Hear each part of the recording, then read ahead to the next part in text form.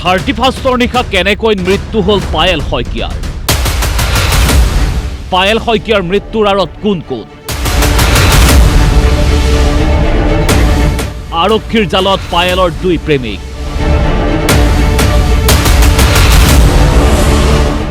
ৰাজ আৰু মানৱৰ বাবে মৃত্যু ঘটিল নেকি পায়েলৰ ঘটনাটো 31 ডিচেম্বৰৰ নিশাৰ চানমাৰীৰ নিজৰাপাৰাত দয়াসাগৰ ব্লুবেল নামৰ এই এপাৰ্টমেণ্টটোৰ চতুৰ্থ মহলাত উদ্ধাৰ হ'ল এইগৰাকী পায়েল শইকীয়াৰ মৃতদেহ কিন্তু কেনেকৈ মৃত্যু হ'ল পায়েল শইকীয়াৰ মন কৰক এতিয়া এই লোক দুজনক আৰক্ষীয়ে গ্ৰেপ্তাৰ কৰি লৈ অহা এইজন হৈছে পায়েলৰ প্ৰেমিক ৰাজ খাউণ্ড আৰু এইজন মানৱ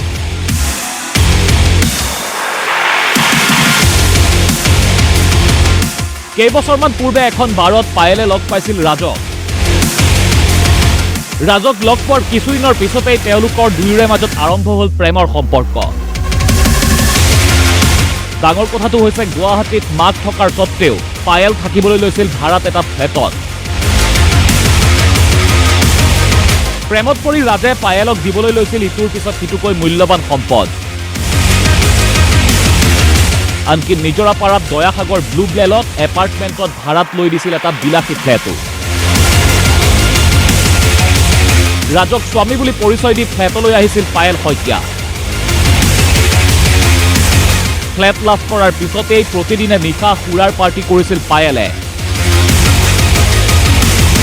লাহে লাহে পায়েলৰ জীৱনলৈ আহিছিল ইজনৰ পিছত সিজনকৈ বন্ধুৰ সৈতে প্ৰতিনিশা সুৰাৰ পাৰ্টি কৰিছিল পায়েল শইকীয়াই কেতিয়াবা আকৌ নিশা বাৰত সময় কটাই পুৱতি নিশা বিলাসী ফ্লেটত সোমাইহি পায়েল শইকীয়া কিন্তু শেহতীয়াকৈ ৰাজ আৰু পায়েলৰ মাজত আৰম্ভ হৈছিল সংঘাতৰ কাৰণ আছিল বিয়া ঠিকেই শুনিছে বিয়া পাতিবলৈ ৰাজক বাৰে বাৰে হেঁচা দিছিল পায়েলে কিন্তু পায়েলক বিয়া কৰাবলৈ ইচ্ছুক নাছিল ৰাজ বিয়া নপতাকৈ শাৰীৰিক সম্পৰ্ক ৰক্ষা কৰি যাব বিচাৰিছিল ৰাজে তাৰ মাজতে দুয়োৱে এটা কথা গম পালে কথাটো হৈছে 4 মাহৰ অন্তঃসত্ত্বা পায়েল লগে লগে পায়েলক গৰ্ভপাত কৰিবলৈ বাধ্য কৰিলে ৰাজে তাৰ পৰাই দুয়োৰে মাজত সংঘাত তুংগত উঠিল সেই সময়তে পায়েলৰ জীৱনলৈ আহিল মানৱ নামৰ এইজন যুৱক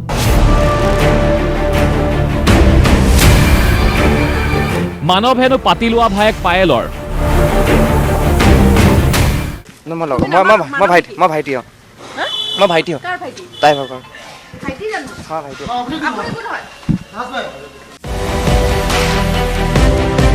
পাতি লোৱা ভায়েক মানৱৰ সৈতে পায়েলৰ আৰম্ভ হৈছিল প্ৰেমৰ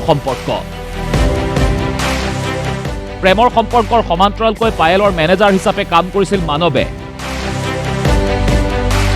কিন্তু মানৱে পায়েলক আৰম্ভ কৰিবলৈ ল'লে ব্লেকমেইলিং প্ৰতিদিনে পায়েলৰ পৰা মানৱে বিচাৰিবলৈ আৰম্ভ কৰিলে ধন যদি বিচৰা ধন নাপায় তেতিয়া মানৱৰ সৈতে থকা সম্পৰ্কৰ কথা ৰাজক জনাই দিয়াৰ ভাবুকি দিছিল মানৱে অৱশেষত নিজৰ ব্যক্তিগত জীৱনৰ এই খেলিমেলিবোৰক লৈ এটা সময়ত মানসিকভাৱে ভাগি পৰিছিল পায়েল শইকীয়া যাৰ বাবে প্ৰতি মুহূৰ্ততে নিচাসক্ত হৈ থাকিব বিচাৰিছিল পায়েলে জীৱনৰ প্ৰতি মায়ামোহ হেৰুৱাই পেলাইছিল পায়েল শইকীয়াই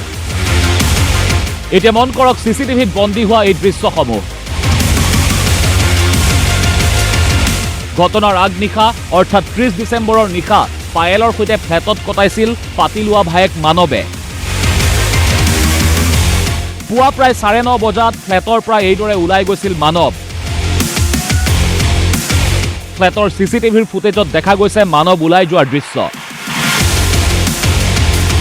যোৱাৰ পূৰ্বে মানৱ আৰু পায়েলৰ মাজত হৈছিল কাজিয়া সেই কাজিয়াতে পায়েল শইকীয়াই খুব কান্দিছিল ভালকৈ মন কৰক চিচিটিভিৰ দৃশ্যবোৰ কিছু সময়ৰ পিছত পুনৰ ফ্লেটলৈ উভতি আহিছিল মানৱ আৰু কোঠাত প্ৰৱেশ কৰি পায়েলক কিবা কিবি কথা শুনাই পুনৰ ওলাই গৈছিল মানৱ ওলাই যোৱাৰ পিছত বন্ধ হৈছিল ফ্লেটটোৰ মূল দুৱাৰ, অৰ্থাৎ 30 ডিচেম্বৰৰ পুৱাৰ সময়তে বন্ধ হৈছিল পায়েলৰ ফ্লেটৰ দুৱাৰ। সেই দুৱাৰ পুনৰ খোল খাইছিল 31 ডিচেম্বৰৰ মাজনিশা প্ৰায় 12:30 মনোজ নামৰ এজন বন্ধুক লগত লৈ পুনৰ উভতি অহা মানৱে দুৱাৰ ভাঙি প্ৰৱেশ কৰিছিল ফ্লেটটোত। আৰু তেতিয়াই কোঠাত ৰহস্যজনকভাৱে উদ্ধাৰ হৈছিল পায়েল শইকীয়াৰ মৃতদেহ। পিছত খবৰ পাই পায়েলৰ ফ্লেটলৈ আহিল আত্মীয় লোক। সকলোবোৰ এইদৰে বন্দী হৈ আছে CCTVত। এতিয়া প্ৰশ্নটো হৈছে এইবোৰৰ কাৰণেই 31 ডিচেম্বৰৰ দিনটোত নিজকে শেষ কৰি দিলে নেকি পায়েল শইকীয়াই? সমগ্ৰ বিষয়টোক লৈ চানমাৰী থানাত ৰুজু হৈছে 1/25 নম্বৰত গোচৰ। সেই গোচৰৰ ভিত্তিতে পায়েলক আত্মহত্যাৰ বাবে প্ৰৰোচিত কৰাৰ অভিযোগ আনি আৰক্ষীয়ে গ্ৰেপ্তাৰ কৰিছে এই দুজন ৰাজখাউণ্ড আৰু মানৱজ্যোতি কোচক। মানৱ নামৰ এজন যুৱকৰ সৈতে পায়েল শইকীয়াই বন্ধুত্ব সম্পৰ্ক অৰ্থাৎ বয়ফ্ৰেণ্ড হিচাপে আছিলে মানৱৰ লগত। আৰু মানৱ সঘনাই নিজৰাৰ পৰা যিটো ফ্লেটত পায়েল শইকীয়া বাস কৰিছিল, সেই পায়েল শইকীয়াৰ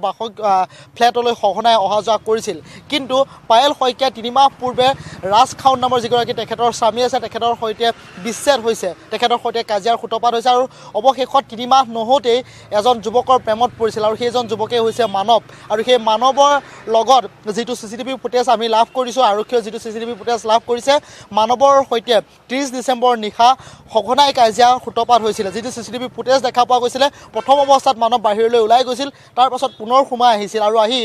পায়েল শইকীয়াৰ লগত কাজিয়াৰ সূত্ৰপাত হৈছিল। আৰু কি মানসিক হেঁচাৰ বাবে, যদি পায়েল শইকীয়াক হত্যাই কৰা নাই, কি মানসিক হেঁচাৰ বাবে পায়েল শইকীয়াৰ মৃত্যু হ'বলগীয়া হ'ল, তাক লৈ এতিয়া আৰক্ষীয়ে তদন্ত প্ৰক্ৰিয়া অব্যাহত ৰাখিছে আৰু দুজনকে গ্ৰেপ্তাৰ কৰিছে। কেমেৰা পাৰ্চন তপন বৈশ্যৰ সৈতে সমীৰণ শইকীয়াৰ ৰিপৰ্ট DY365।